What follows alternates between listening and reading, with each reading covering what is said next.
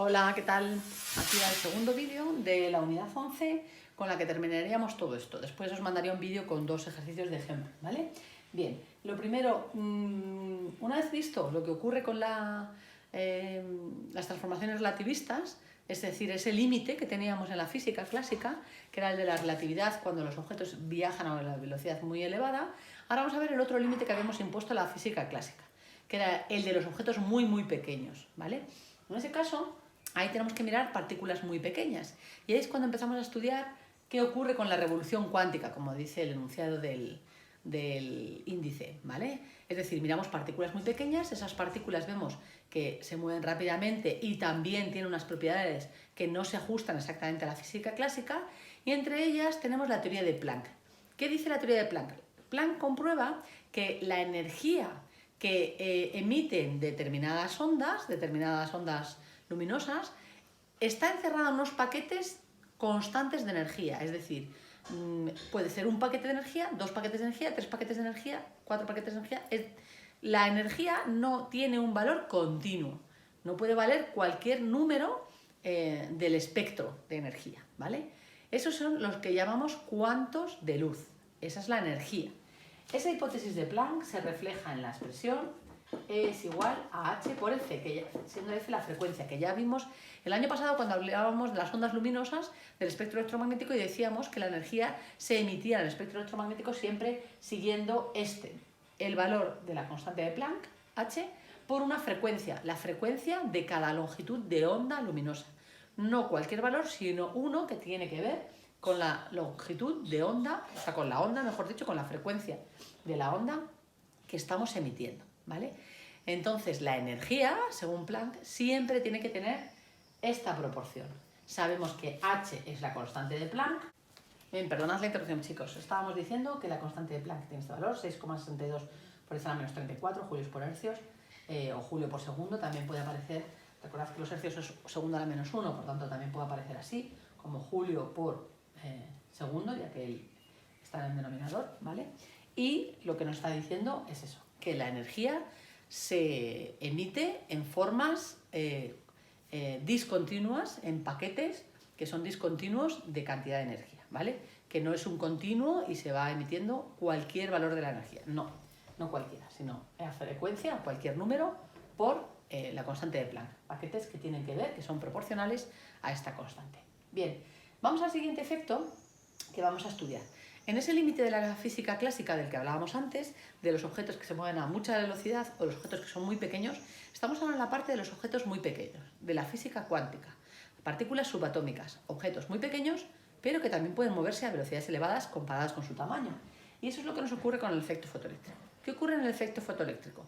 En el efecto fotoeléctrico, que es el efecto además descubierto por Einstein en 1905 y por el que le dieron el premio Nobel, no por el principio de relatividad ni por la relatividad especial, sino por el efecto fotoeléctrico, dice que cuando incide un haz de luz de determinada longitud de onda en un metal, en determinado metal, puede poner en marcha los electrones que están, choca con ellos y los pone en movimiento. Bien, por tanto, esto sería un equilibrio de energías. ¿Qué energía es la que yo le doy al metal? La energía que yo le doy al metal es esta energía, la energía de la onda, es decir, de la onda que llega sobre el metal. ¿Qué tengo que hacer? Lo primero, como en muchas otras cosas, vencer una resistencia. Inicialmente, ese metal va a tener una resistencia a que sus partículas, sus electrones, se pongan en movimiento. Eso es lo que llamamos trabajo del metal. Trabajo del metal. Y el resto de energía, ¿en qué lo vamos a emplear? En darle energía a los electrones que están en movimiento. ¿Qué energía es la que tienen los objetos cuando están en movimiento? Energía cinética. La energía cinética de esos electrones, ¿vale?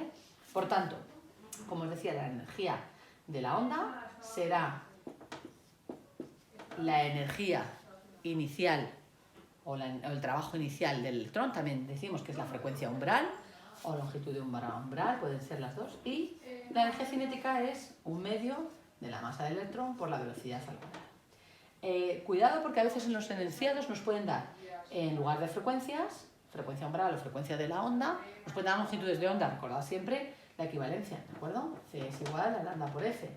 Por tanto, a veces tendremos que transformar longitudes de onda en frecuencias de esta manera. Bien, esto es una equivalencia de energía, es un equilibrio de energías. Toda la energía que yo le doy se va a gastar en estas dos cosas. Por un lado, en poner en marcha los electrones, por otro lado, en que tengan movimiento. Ese es el efecto fotoeléctrico y la mayoría de los ejercicios de esta parte tienen que ver con esto. Y también, por último, con el último apartado, con la hipótesis de Broglie. ¿Qué nos dice la hipótesis de Broglie? Bueno, nos dice que realmente si existe una dualidad onda-corpúsculo, como hemos visto en las ondas electromagnéticas, esa dualidad también debería estar en corpúsculos que se muevan rápidamente. Yo tengo un corpúsculo que se mueve porque ese corpúsculo no va a llevar asociada una onda, si la onda electromagnética lleva asociado un comportamiento de corpúsculo. Bien, pues esa es la hipótesis de Broglie, que enuncio de la siguiente manera. La longitud de onda de una onda asociada a un objeto que se mueve rápidamente será la constante de Planck partido de m por v, es decir, la masa de ese corpúsculo por la velocidad que tiene. Recordad que esto es la constante P, perdón, la constante no, que es la cantidad de movimiento P, la cantidad lineal, momento lineal, perdón, o cantidad de movimiento, ¿vale? Es una magnitud que ya hemos visto también en otros aspectos de la mecánica, que tiene cierta relevancia en los objetos cuando se mueven, ¿vale? Por tanto, recuerdo, la longitud de onda asociada a un corpúsculo que se mueve, dice de Broglie, que tiene que ser siempre h, la constante de Planck, partido de m por v. Eso es lo que nos diría cuando nosotros nos preguntaran qué onda lleva asociada un objeto en movimiento, ¿vale? Un objeto con una masa muy pequeña. Bien, esto sería la parte principal de lo que es la física del siglo XX, a falta de explicaros lo que son las reacciones nucleares y la radioactividad, que es una parte también que suele conllevar en el ejercicio de Bau, pues uno de los 10 ejercicios, ¿vale? Suele ser de esa parte. Uno de los 10 ejercicios es de esta, uno de los 10 ejercicios de la otra. Con esto habríamos terminado la teoría de la unidad 11, que es la última que entra evaluable, aunque os explicaré también, por supuesto, la unidad 12, evaluable en la tercera evaluación. Y, por supuesto, también tiene que os voy a mandar un modelo hecho de los de Bau, de efecto fotoeléctrico, también si hay alguno de masa relativista, creo que en los últimos años no aparecía ninguno, y de hipótesis de Broglie, que eso sí, ¿vale? Pues nada, mucho ánimo.